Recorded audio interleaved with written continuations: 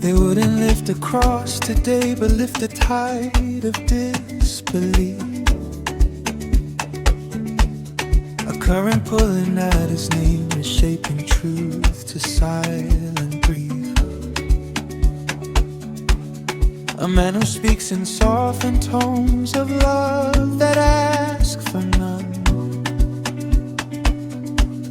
will always stir the hidden wars no battle ever won. He'd walk through crowds that look so full yet ache to be perceived, through eyes that learn to guard themselves from all they once believed. He wouldn't ask them to become nor tell them who to be. He'd simply hold a mirror up and let them start to see. And that is where it fractures first, not in the words he speaks, but in the way his presence stirs the truth we try to keep. For love without condition shines where shadows tightly cling, and light will always threaten what the dark has made a king.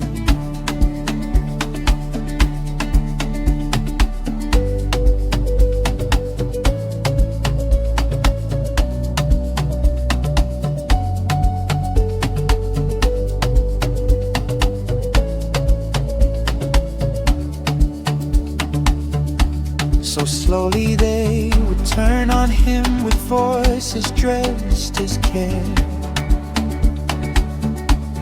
with gentle doubts and softened blows that linger in the air. Not loud enough to call it hate, not sharp enough to fight,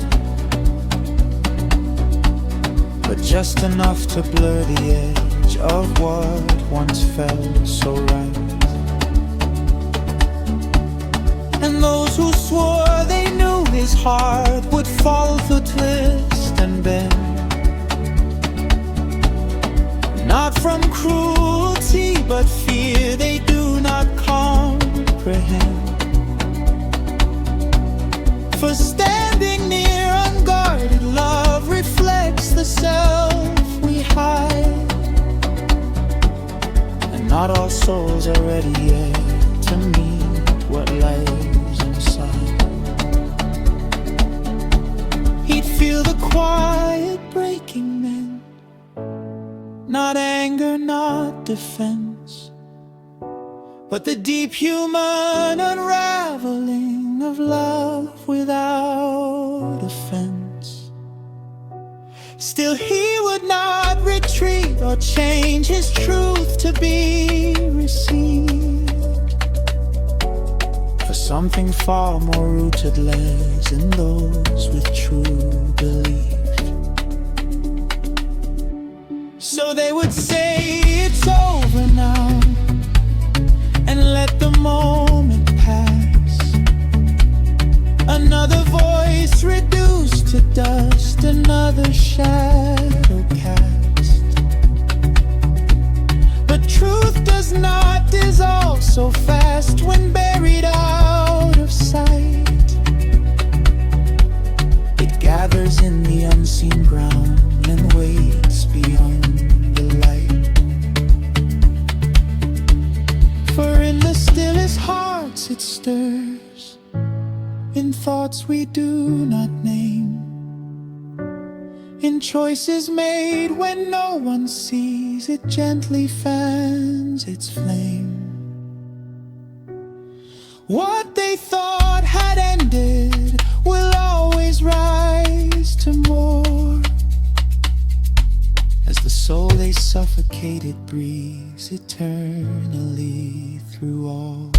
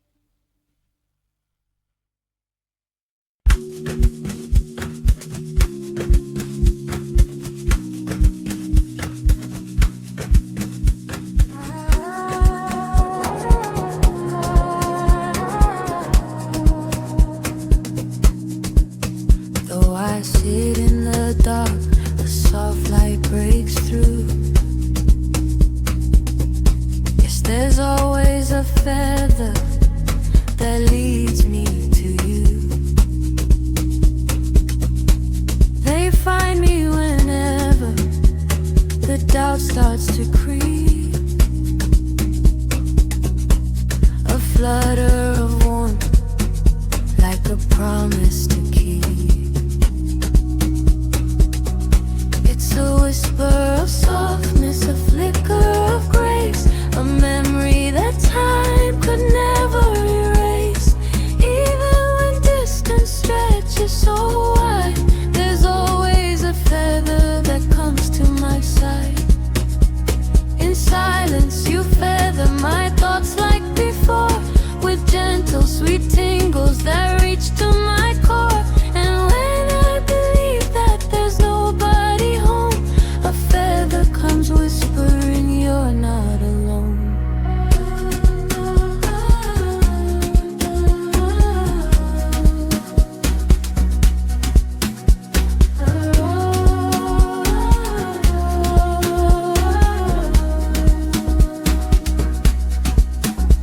I once thought that feathers were only a sign,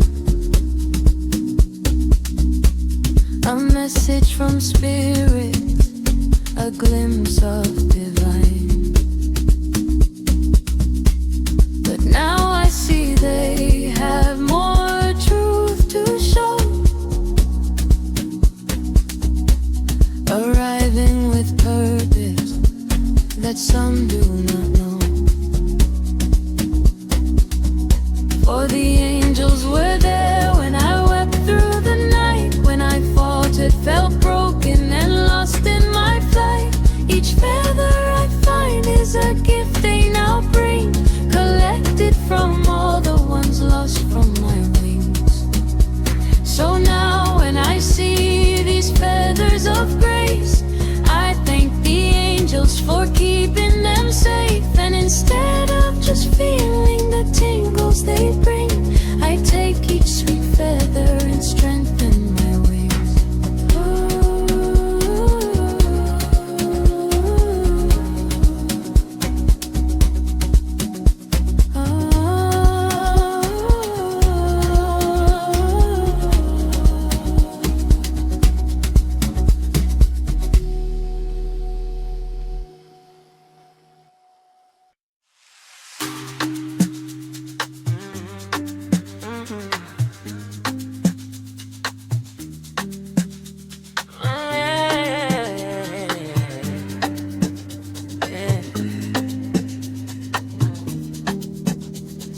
I'm starting my avoidance, I can feel it building up. I'm a sink left overloaded, dirty plates and coffee cups. I'm a cupboard full of clothes that I will never ever wear. I'm a black bag full of mismatched socks and scruffy underwear. I'm the pile of bills inside the drawer, the phone call I'm ignoring. I'm the email that demands reply. I feel my mountain calling. I'm the cobweb in the corner that I'll sort another day. I'm that pile of dirty washing getting bigger every day. I'm the laundry on the stairs that one day I will put away. I'm moldy cheese still in the fridge I noticed yesterday. I'm the doctor's call I never made, the dentist I can't find. I'm everything delayed and all collated in my mind. I am building mountains in my head and piles around the floor. Mountains block the way and stop me opening new doors. Avoidance keeps me still while thoughts build up my sorrow. Still I hold them in my hands and give them to tomorrow.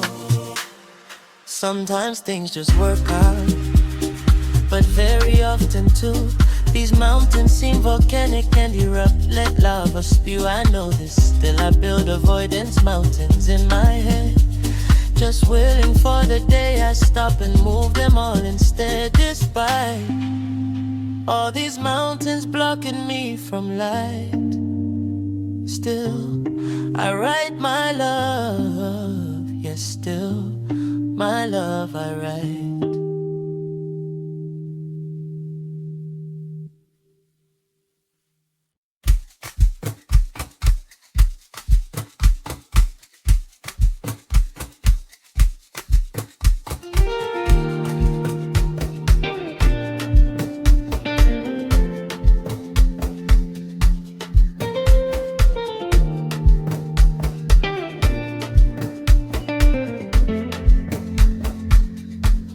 The empath is a land unlit, lit by what the dark has known. She feels the ache in passing winds as if it were her own. She hears the crack in human hearts before the words arrive, and carries grief so naturally it feels like being alive. At first she thinks this tenderness is all she came to be, to sit with every shattered thing and call that mercy's reach. So slowly she grows smaller, shaped by all she cannot bear,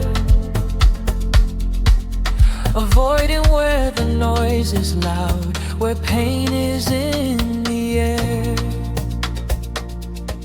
She starts to choose the quiet roads, the rooms that ask for less,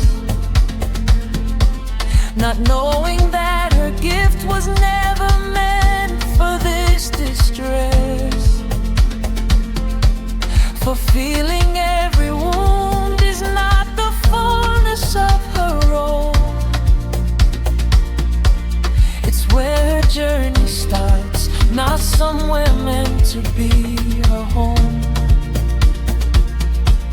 Because when grief becomes the lens through which she sees the earth, she cannot feel the deeper thing that gave her spirit birth.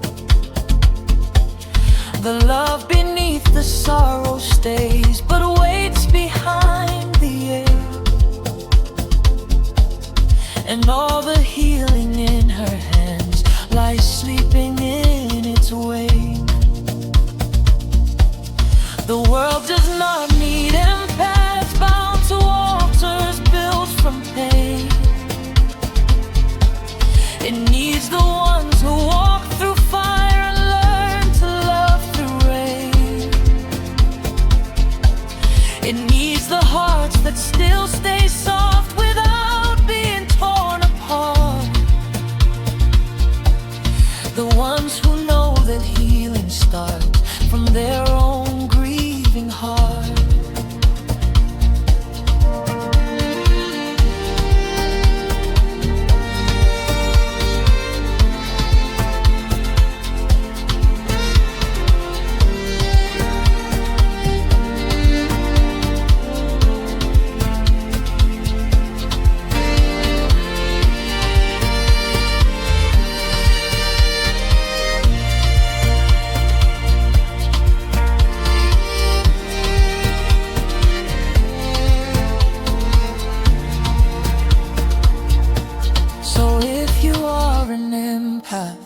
Do not worship what you feel. Let sorrow pass right through your hands and let your own heart heal. For when you loosen grief at last, your truest gift will show. You only feel this wounded world to heal and bring us home.